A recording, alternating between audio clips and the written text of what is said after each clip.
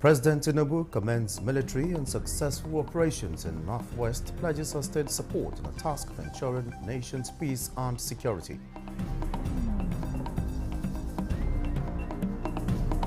We can't ascertain the figure, but we are sure they are into thousands. NEMA spearheads search and rescue mission, evacuates hundreds of families trapped in locations worst hit by the flood within Maiduguri.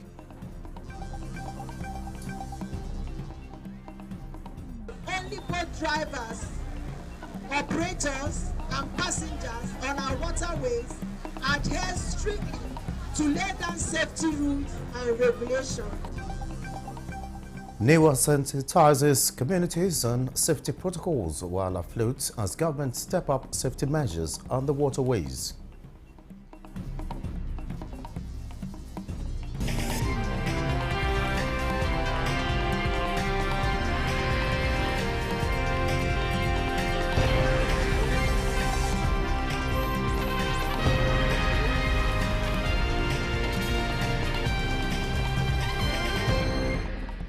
Hello and welcome to the News Desk at 6 on Nta News24. We are live in Abuja. I am Olajide Bello. Now let's start with security matters. President Bola Tinubu has commended the military's successful operations in the Northwest and assures the security operatives are up to the task of ensuring the peace and security of the nation. A statement by the President's Special Advisor on Information and Strategy, Bayo Ononuga, says the successful operations follow the President's directive to the service chiefs to relocate to the zone until normalcy is restored. President Tinubu commends the military high command, the intelligence agencies and the troops for their valiant efforts, synergy and dedication which have resulted in the recent laudable outcomes. The President also commends the entire security apparatus for the improved security in the nation and enjoins them to sustain their efforts until immediate and latent threats are permanently removed. He therefore reassures the security agencies of his continued support in achieving the priority objective of keeping the nation safe and secure. The Chief of Defense Staff, General Christopher Musa, has charged the troops of the Nigerian Army deployed to Zamfara State to gear more efforts towards securing the state. General Musa, who interacted with the troops as part of his one-day working visit to the state, expressed confidence that with improved synergy, the battle against terrorists would soon be completely won. Jamilu Ibrahim reports. The ongoing military operations against criminal elements terrorizing Zamfara and some other northwestern states recently recorded a significant milestone with the elimination of many of the terrorists, including one of their notorious kingpins, Halilu Sububu. The Chief of the Defense Staff, General Christopher Musa, is in Zamfara State to boost the morale of the troops and to reassure people of the state that the military and other security forces are more than ever determined to end the menace. General Musa, who received a briefing and interacted with the troops at the Nigerian Army 1 Brigade headquarters Gusau, also inspected some exhibits recovered from the decimated terrorists. You can see the quantum success that we've achieved. Almost 30 motorcycles, 3 PKTs, AK-47, AK rifles, RPGs, and a number of them killed. It shows the commitment that if we work together as a team, we can succeed. At the Government House Gusau, the Chief of the Defense Staff briefs Governor Dauda Lawal on some new strategies being adopted by the military to win the battle against the marauding terrorists. He specifically announced the introduction of a new military operation in the Northwest codenamed Operation Fansariyama. What we are going to do now is we are turning the operation into a theater, just like how we have in the Northeast. My government is fully committed to cooperate with the military and other security agencies in the state. The need for the communities in Zamfara State to refrain from any act of collaborating with the terrorists and to always assist the security operatives with credible intelligence was also emphasized during the interaction. In Gusau, Jamilu Ibrahim, NTA News. And meanwhile, as part of the renewed commitment of ending acts of terrorism ravaging the northwestern part of the country, the Defense Headquarters has introduced a new military operation in the sub-region. The Chief of Defense Staff, General Christopher Musa, unveiled the operation while on a courtesy visit to Zamfara State Governor Dauda Lawal at the Government House, Gusau. Ongoing military operations aimed at stemming the tides of the criminal elements terrorizing people of Zamfara State are obviously making positive impacts This is evident in the recent killing of some notorious kingpins of the terrorists. The Chief of Defense Staff, General Christopher Musa, who was on a working visit to Zamfara State, interacted with Governor Dauda Lawal at the Government House Gusau on the new measures being put in place for better performance. General Musa, who said President Bola Tinubu has approved the deployment of more personnel and warfare equipment to the northwest, also unveiled a new military operation in the sub-region codenamed Operation Fansanyama. What we are going to do now is we are turning the operation into a theater, just like how we have in the northeast. The theater means we have a central commander who is the Joint Task Force commander. Then we have the component commanders who will be the GOC's 1 team and the GOC 8 team. And then so that all our operations are going to be together. Then we have component commanders, the police, the immigration, the custom, everybody will be part of the operation. Governor Dauda Lawal applauded the military and other security agencies in the state for their gallantry in the fight against the marauding terrorists. My government is fully committed to cooperate with the military and other security agencies in the state. And with the comments you made, I'm very, very optimistic. It's a matter of time. Peace will return to that same Zamfara that you knew about. The need for communities in Zamfara State to desist from any act of collaboration with the terrorists and to be assisting the security operatives with actionable intelligence was emphasized during the interaction. Special prayers were also offered for the repose of the souls of some security operatives recently ambushed by the terrorists along Gusau-Funtua Road. In Gusau, Jamilu Ibrahim, NTA News. And away from security matters, in a concerted effort to mitigate the hardship faced by vulnerable populations, the Katsina State government has partnered with the Bank of Industry to launch a statewide palliative distribution initiative. Well, Haliru reports that Governor Diko Rada formally inaugurated the program aimed at providing vital support to susceptible groups amidst economic challenges. The initiative, implemented through the State Emergency Management Agency, targets widows, orphans, internally displaced persons, and other vulnerable individuals and communities. At the launching ceremony, Governor Duka Umaru Rada expressed gratitude to the Bank of Industry for the support, stating that the palliative measure will significantly contribute to the state government's effort in addressing the needs of vulnerable groups. It came at the time that the state needs this kind of assistance. And I must say that on behalf of myself and the good people of Katsina State, we appreciate you. And as you said earlier, and we are seeking for more and more support for the vulnerable of the state. Executive Secretary of the State Emergency Management Agency, Binta Hussein Dangani, commended the partners for their proactive approach, noting that the support will complement the state government's ongoing initiatives to provide relief to those in need. The Katsina State government has assured equitable distribution of the palliatives, promising to work closely with stakeholders to improve the welfare of its citizens. In another development, the managing director of the Bank of Industry presented a symbolic check of 3 billion naira to Katsina State government, marking a significant milestone in the state's economic development journey. We're here today to discuss our collaboration and to also bring to the attention a number of critical issues that can really help us to build a strong engagement in the private sector in Katsina State. We hope that it will be much beneficial to our teeming people, the people of the state. I know the state government has fulfilled its obligation. This strategic partnership with the State Enterprise Development Agency aims to empower local businesses, stimulate job creation, and enhance the overall economic landscape of Katsina. I'm Awal Haliru, NTA News.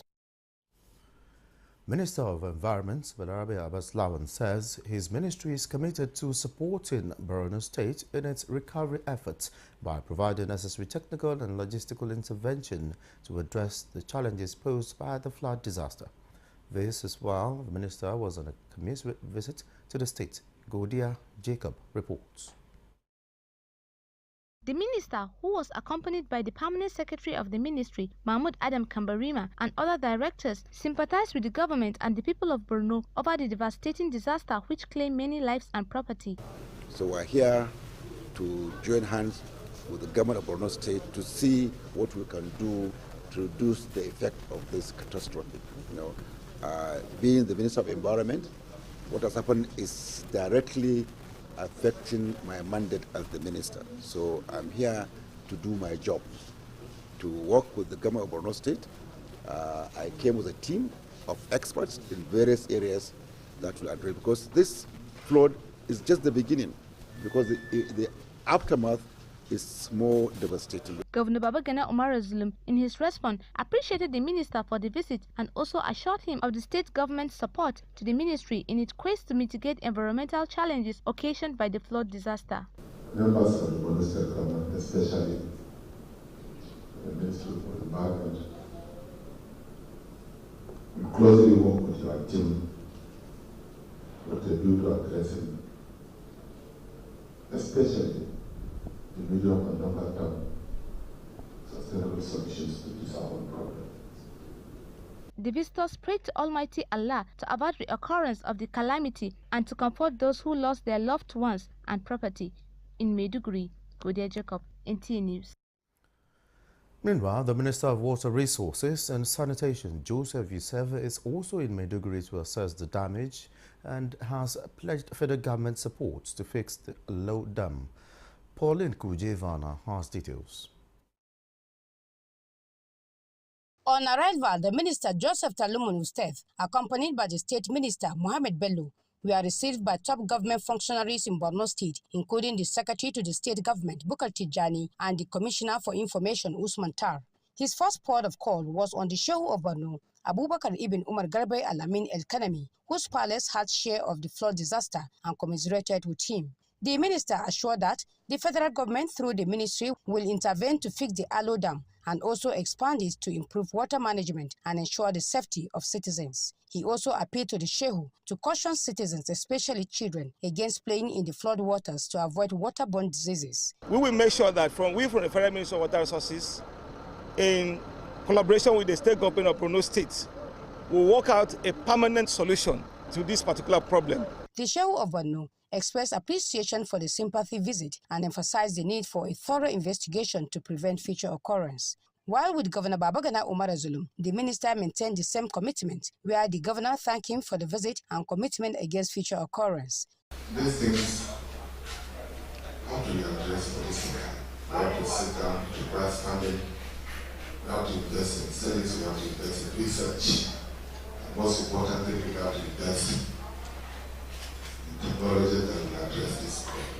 The delegation then went round to assess the affected areas, including the flooded neighborhoods, and the minister assured that necessary measures will be taken to address the concerns. In Maiduguri, Pauline Kujevana, Nta News. The National Emergency Management Agency is spearheading a complex search and rescue mission, leading to the evacuation of hundreds of families trapped in locations worst hit by the flood within Maiduguri and its environs. With many of such families yet to be reached, NEMA is calling for additional critical equipment to aid the rescue efforts. Pauline Kujevana has details.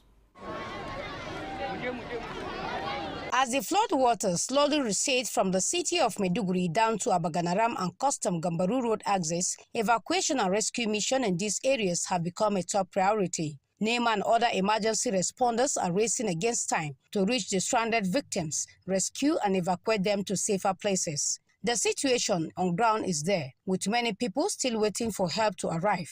Specifically, the agency is seeking more boats to reach out to those stranded at Abaganaram and 505 axis. In addition to medical care, NEMA also provided tents to shelter the evacuated victims, bringing the total of displacement so far profiled to close to 200,000. There are still cases of people trapped. We can't ascertain the figure, but we are sure there are into thousands of people. Our people have been moving into the SSS quarters and the 505 axis through the Abaganaram route. They have been bringing in people. However, despite the agency's best effort, challenges persist as water, sanitation and hygiene remain significant concerns. We're trying to avoid a situation of outbreak. The Borno State government directed the Ministry of Environment and Health through the GM Bosepa. They've been able to come and clean up the place. The agency's work is far from over, but with support of the government and the people, they are making a significant difference in the lives of those affected by the flood. In Maiduguri, Pauline Kujevana, NTA News. You're watching the news desk at 6 and NTA News 24. More reports will return.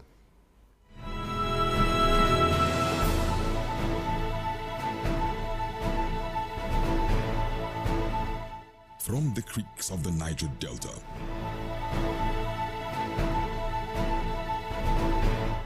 to the breathtaking scenery of the plateau, in noonday and nighttime, we set out to bring to you captivating stories that evoke your emotions. For fascinating documentaries and reports on day-to-day issues with expert analysis, tune in to NTA News24, DSTV Channel 419, GoTV Channel 26, StarTimes Channel 101 and 433, and Free TV Channel 703.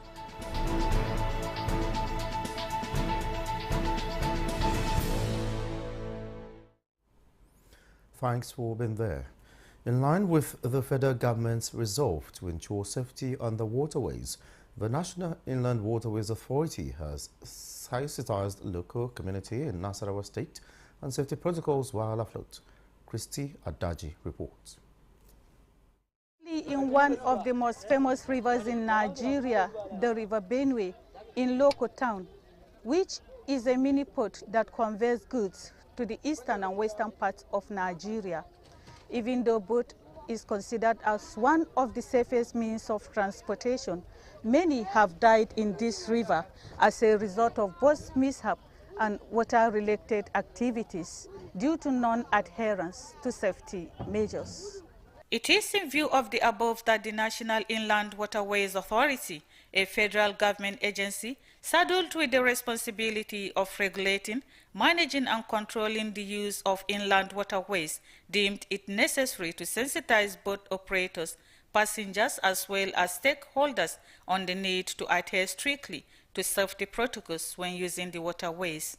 Abuja Area Manager of the authority, who doubles as the liaison officer, Tracy Obiano, expressed concern over the disregard for safety precautions by water travelers, boat operators and fishermen, advising them to always wear safety gears such as life jackets, operate at safe speed, desist from overloading, as well as avoid operating boats or flotation under the influence of alcohol.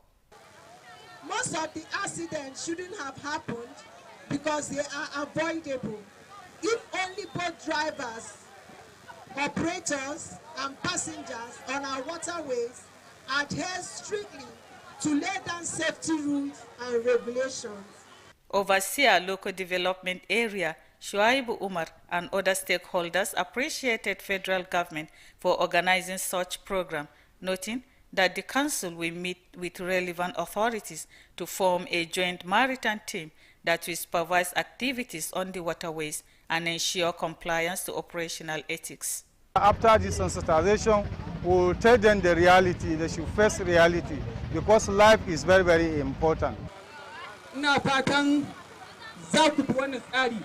advise you to adhere strictly to the safety protocols to avoid being vulnerable to accidents. As the community is sensitized, what is expected from the people is strict conformity with the existing regulations. From Loco, Christy Ayagwa Adaji, NTA News. A four-story building located at Ekato Street, Ekosuden in Benin, Edo State capital, collapsed at this Saturday morning during a heavy downpour. Information at our disposal indicates that 3 students and son of the owner of the building who were trapped when the building collapsed sustained serious injuries and are currently receiving treatment at the University of Benin Teaching Hospital in Igbowa. The landlord is said to have traveled to his village for burial when the incident happened. The Secretary General, Organization of Petroleum Exporting Countries, OPEC, Haytham Al-Ghaiz, has applauded Nigeria's continued support to OPEC's mission of sustaining a stable and balanced global oil market. This is as the organization commemorates 64 years of existence. Lydia Sampson reports.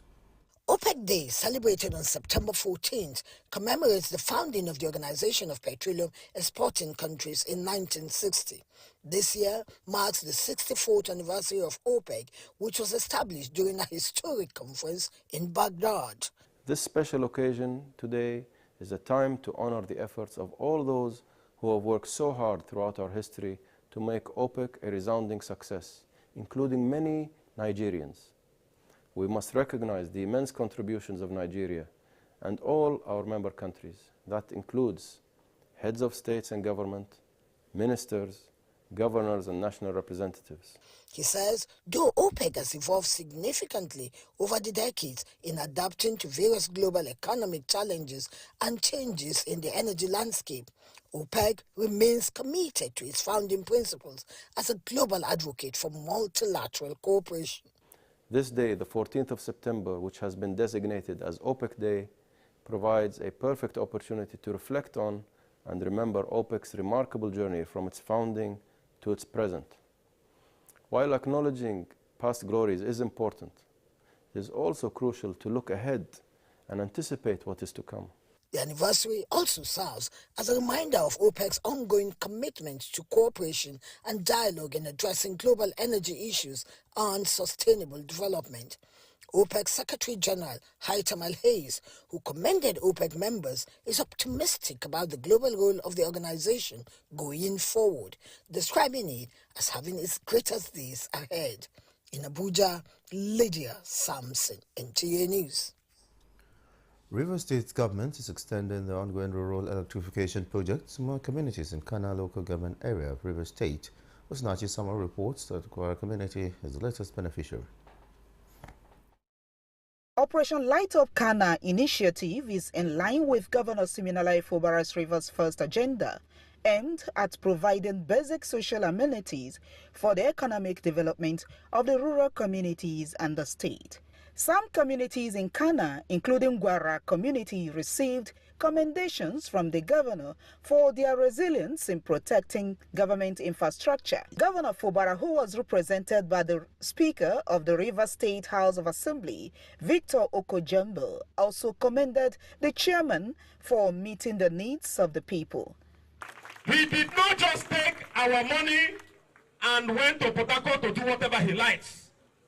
He used the very lean resources within his disposal to provide something that affects both men, women, fathers, mothers, and children. The caretaker committee chairman of Kana local government area, Marvin Yobana, thanked the governor of Rivers State for the massive support. He announced that over 500 students from Kana local government area are benefiting in the ongoing ICT training in partnership with Kensarawiwa Polytechnic Bori. And the graduates of that initiative done by the caretaker committee, they are going to, all of them will receive one laptop and a starter pack, so that they can start processing their own software and become ICT entrepreneurs. They also paid a visit to the Traditional Rulers Council in appreciation for their roles in the maintenance of peace in the area. Next, in the Operation Light Up Kana initiative is your Kana Aziz, Osinachi Samuel, Nta News. The First Lady receives contingents of Paralympics.